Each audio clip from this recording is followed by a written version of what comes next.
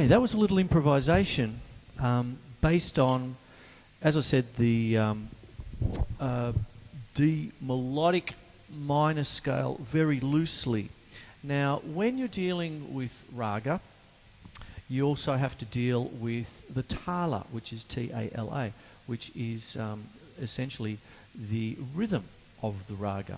Okay, so what I'm going to do is really just explain just the absolute beginnings of what this grand music is about. Okay. One of the things about raga, spelled R-A-G-A, please look it up, is the fact that the meaning of the word means essentially beauty in melody. Okay, and the raga itself is very deep. There are so many different variations of scales and modes and notes and things. But the overriding thing about raga is not so much the notes, but in which they are conveyed. Indian music and what Ravi Shankar championed with with this genre of music and this style of culture is the fact that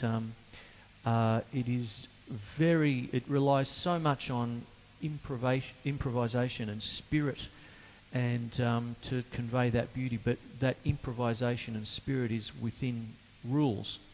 And what we have is the raga on the melodic side and tala on the rhythmic side. You have many different types of tala and you have lots of combinations. And in actual fact, this is what the beauty of the style of music that Ravi Shankar spent his life playing was the intricate interweaving between the sitar player and the tabla player, which is the Indian drums, of which you can actually get tones from and all sorts of things. And this is what I was sort of doing when I was actually playing with fingers, sort of thing. I suppose to us Westerners and all of that, when you're playing with hands on the drum set, we only have to go so far as John Bonham of Led Zeppelin, which is a bit of a sideways thing. But as I've already said, the main influence of Ravi Shankar in Western music has been profound, and none more so than his collaborations with George Harrison of the Beatles and with the Beatles themselves. So when you actually are starting to incorporate rhythms, you start to get phonetic sayings for them, and I'm on the show over the years. I've done things like hippopotamus for 5, right, left, hippopotamus, and things. But in tala, it could be thaka thakata, thaka thakata, thaka thakata, so on. So I'm particularly doing right, left, left.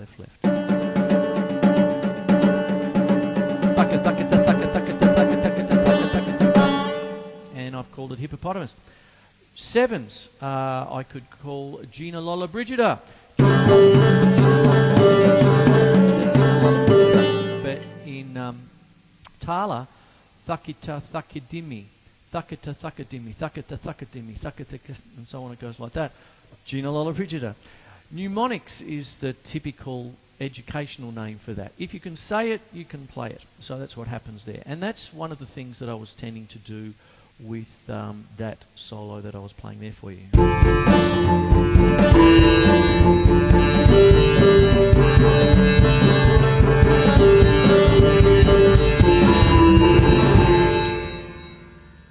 Taking away that cymbal, which I probably shouldn't have played, is that these tom-toms I'm trying to, with all due respect and humility, try to emulate what could become the rhythm of the tabla, okay, and that's what I'm trying to sort of just get across in the most basic of ways in this grand style of music. As I said, as Ravi Shankar championed, of course, throughout Western culture. More of this after the break. And essentially what I'll do is, of course, talk about Ravi Shankar the man. Back up.